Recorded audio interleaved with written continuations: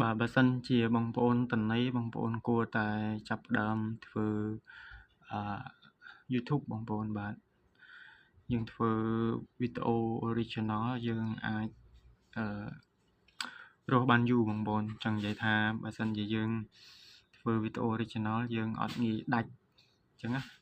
ហើយវាអត់ងាយមានបញ្ហាទេបើសិនជាយើងធ្វើកាប់ដាវយើងអាចរកបានមួយខែឬក៏2ខែវាអាចនឹងគេបិទad ឬក៏គេ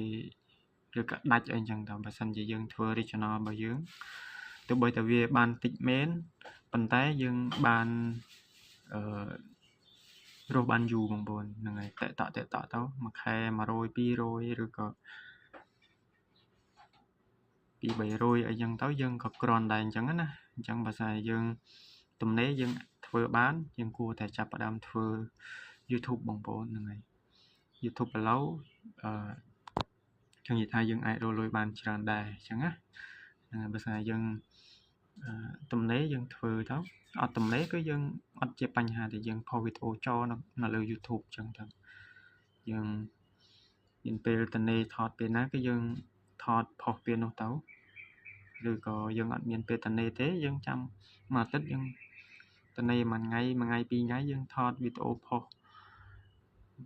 មួយថ្ងៃ2ថ្ងៃអញ្ចឹងទៅមកវីដេអូ2វីដេអូទៅដើម្បីអីដើម្បី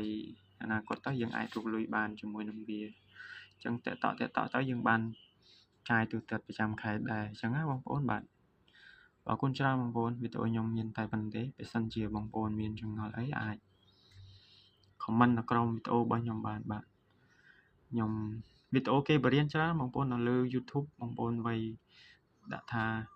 របៀបរកលុយតាម YouTube ទៅមានគេបរៀនច្រើនមានបងប្អូនយើងបរៀនច្រើនអញ្ចឹងខ្ញុំគិតថា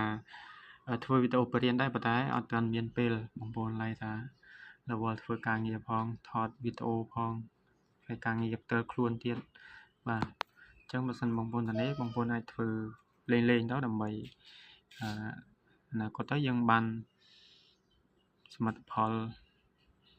ក៏ល្អម្យ៉ាងដែរអញ្ចឹងណាវាអត់មានអីពិបាកទេយើងធ្វើ YouTube ហ្នឹងបាទអរគុណបងប្អូន